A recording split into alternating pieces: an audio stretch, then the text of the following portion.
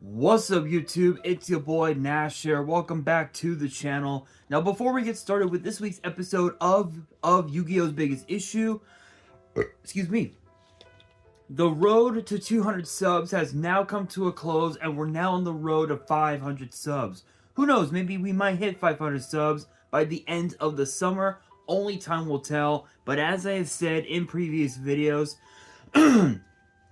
if this channel does get to 500 subs, I will open up this Korean LOB booster box in its entirety on the channel that I got from my partners at Collector Store. So be sure to check them out. Link and address will be in the description below. By checking them out, not only does it support them, it also supports the channel, and I would greatly appreciate it. On the hopes to potentially pull a Blue Eyes White Dragon, a Dark Magician, a Red Eyes Black Dragon, a piece of Exodia, Monster Reborn, Pot of Greed. The possibilities are definitely out there. However, if this channel gets to 1,000 subs, I will open up this first edition Toon Chaos box in its entirety on the channel that I also got from my partners at Collector Store, on the hopes to potentially pull a collector's rare out of this set, much similar to what I pulled out of my Genesis Impact box from last year, which is obviously this B Cup from the Underworld. This thing looks absolutely beautiful. I think this card has gone up in price a little bit, so definitely pick up yourself a few of these, because these are gonna be really expensive really soon. I am going to be getting it graded, but the problem is that the centering is a bit off from top to bottom, but honestly, it doesn't matter. It's still PSA 10 potential. We'll just have to wait and see. But with that being said, if you guys want to see those boxes get opened, maybe you guys want more episodes of WWE's Biggest Issue. Maybe you guys want more episodes of Yu-Gi-Oh's Biggest Issue. Deck profiles, card discussions, WWE topic videos, or maybe, just maybe, excuse me, maybe, just maybe, you guys want some premium live event predictions and results. Well, if you guys want all of that and more, my channel is the place to be. So if you guys are new to the channel, and I know that a lot of you guys are, because more than 80% of you guys are watching the content, but you guys aren't even subscribed. And to top it all off, we got to get more women to watch the content as well. So if you guys are watching the content, you like the content, and you want more of the content, but you guys haven't subscribed yet, then make sure you guys do indeed subscribe to the channel, turn on the notification bell, smash that thumbs up button on this video. And as always, make sure you guys are following me on all of my social media. My ads will be in, the description below, as will the info to my fan mail. It will also be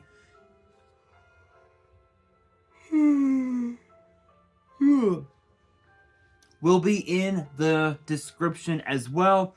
And I want you guys to post in the comments below answering the question of the day, which basically ties with this week's episode, which is this: what do you guys believe will be the theme of the 2024 Mega Tens? Let me know down in the comments below.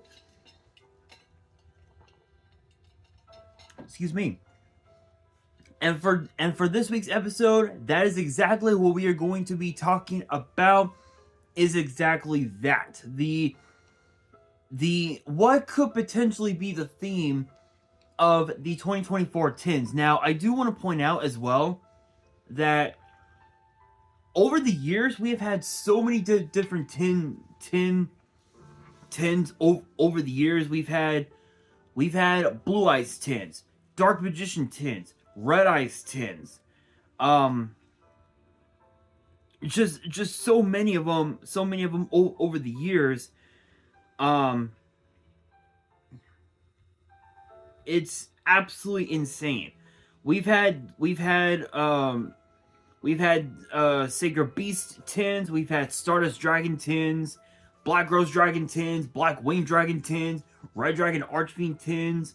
We've even also had as well the Zexal Collection tin, which I believe, if I can find one on Amazon, hold on. Zexal Collection tin.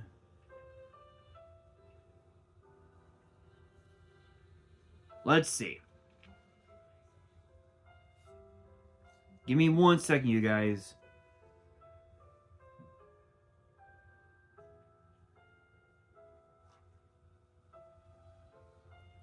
So it looks like we do have one. There actually on Amazon. Funny enough, I might be able to pick me up a couple of these, for obvious reasons. Is actually the fact that it's not much of a hard tin to find, just because of the fact that a lot of the cards that are in the tins aren't even worth it, but some of them are actually kind of worth it. Funny enough.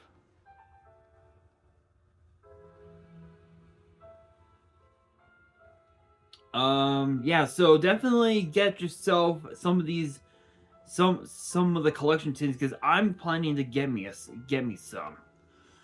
Anyway, that being said, we've had that. We've had the 2014 Mega Tins. We've had the 2015 Tins. We've had so many different ones. Even also, the 2016 Tins. Truth be told, I've opened up the tins from 2015 up until now. Think about that, you guys.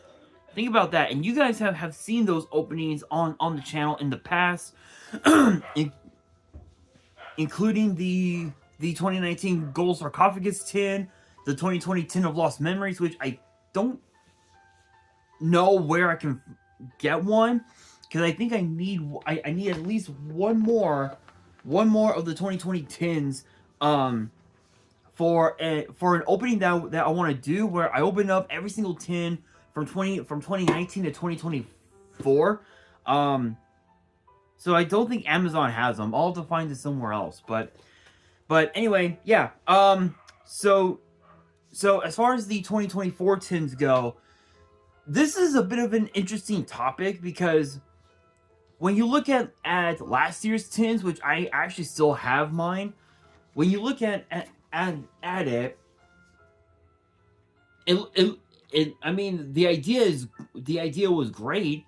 The problem is the fact that the quarter century secret rares that were in the promos weren't even that good. Like, if you wanted, like, if there was like five that you would want, right? It would be something like what? Maybe the head of Exodia. What? Maybe Dark Magician, Stardust Dragon. That's what, 3. Black Rose Dragon, and maybe what? I guess what? Maybe Cyber Dragon, perhaps. Me, on the other hand, I opened up 2 of these tins.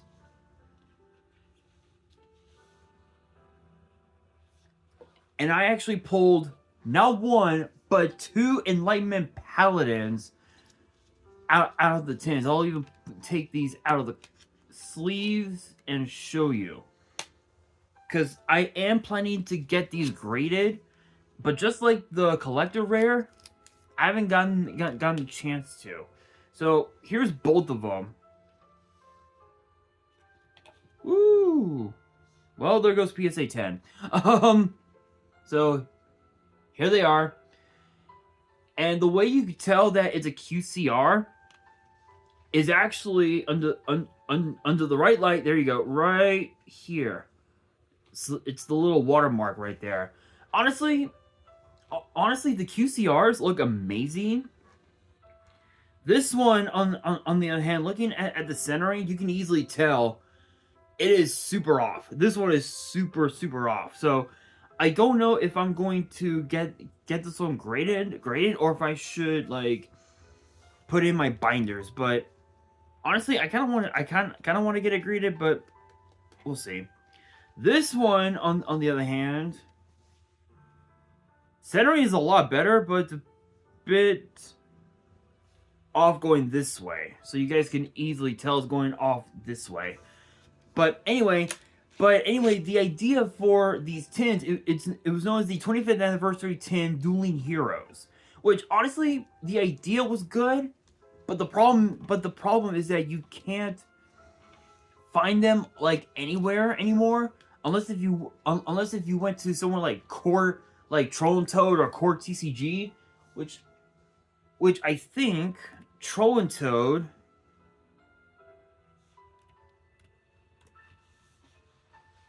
Let's see. Give me one second, guys. But as this is loading, so again, the 2023 tins were pretty good. The problem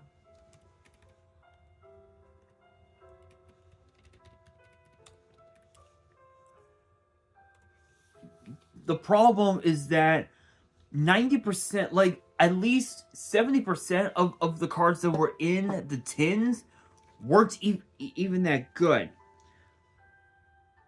Okay, so apparently they're still okay. So Troll and Toad is still selling them at $12 a piece, which honestly that's not bad.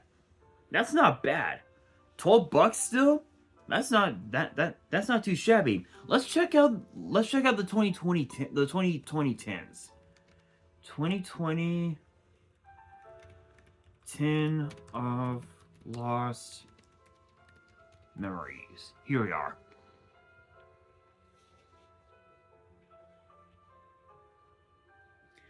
$45 for a sealed 2020 tin of lost memories tin. Think about that. So pretty expensive to say the very least. But that being said, that being said, it comes down to what we can expect. What can we expect to see out of the 2024 tins? Well, one thing is for certain. The one thing that is for certain is the fact that we can expect to see pretty much almost every single set that we had gotten in 2023 get released in the 2024 tin. So when you look at the sets that we had gotten last year, we got Amazing Defenders, Photon Hypernova, Maze of Memories. We got Cyberstorm Access, Wild Survivors, Battles of Legend, Monsters Revenge, Duelist Nexus, Legendary Duelist Soul Burning Volcano, Age of Overlord, 25th Anniversary Rarity Collection, and Valiant Smashers. We did also get as well the 25th Anniversary versions of Legend of Blue Eyes, Metal Raiders, Spell Ruler, Pharaoh Servant, Dark Crisis, and Invasion of Chaos. The problem is that now, as because I talked about those sets in a previous episode of Yu-Gi-Oh's Biggest Issue with the Legendary Collections, that with these versions, with the 25th Anniversary versions, it lowers the value of the original first editions by at least 40%, at least, if not maybe even more. So it's a bit gun ho, if you will, but it is what it is. But as far as like what we can expect out of the tins, we're definitely going to be seeing Amazing Defenders. We're gonna see a little bit of Photon Hypernova. We're definitely gonna be seeing Maze of Memories with the new Gate Guardian support, which finally we finally got Dark Guardian and Dark Element printed, which is about fucking time. And we even also got as well excuse me, Wild Survivors with the new Dino support, Duelist Nexus, obviously with the what you call it, the new Synchro support, just so many incredible new cards, and even Age of Overlord actually kind of helped out the meta just a little bit. Not by much, but just a little bit actually. So at this point, there's really no telling as far as the theme of the tins, much like much like these tins from last year. I don't really know what we can expect. I think when you look at the back right here, it says it's time to duel. Honestly, the only thing that I could think of is that we could potentially see something for the antagonists. So my understanding, because when you look at the promos, literally they're literally like they're like, it's like the protagonist and their friends, if you will. So when you think of the DM era, you think of Yugi with his Dark Magician and his Exodia, plus Joey's Red Eyes, as well as I think that's it. Yeah, just Joey and his Red Eyes. Then of course you got Jaden, with his Neos, Zane's, Cyber Dragon, and of course Jesse's Rainbow Dragon. Then of course you've got as well Yusei, with his Stardust Dragon, Crow's Blackwing Armor Master, and so on, so on and so forth, with Akiza and her Black Rose Dragon, so on and so forth. My understanding is that we might see something for the antagonists, or is their rivals, if you will. So when you think of DM, who was Yugi's greatest rival? Kaiba. So we might see something for Kaiba, and potentially something for, I don't know, I guess maybe Merrick, perhaps. When you think of GX, and Jaden, Chaz, Chaz definitely comes into mind. Yusei, obviously Jack. Yuma, definitely, I would have to say Shark, perhaps, or maybe someone else, but definitely Shark. As far as Yuya goes, it has to be Declan Akaba. And then of course when you look at Playmaker, or I think Yusaku was his dubbed name. I think, who is this? Not Soul Burner. I can't think of the name because I didn't get the chance to watch Vrains yet, but Vrains is now on Hulu, so I'm gonna have to watch it. But if I'm right, then I believe, if my memory serves right, then maybe the one with the Dino Wrestlers, I think Gore is his name. I don't know. Could be him, could be anybody, but that's my understanding.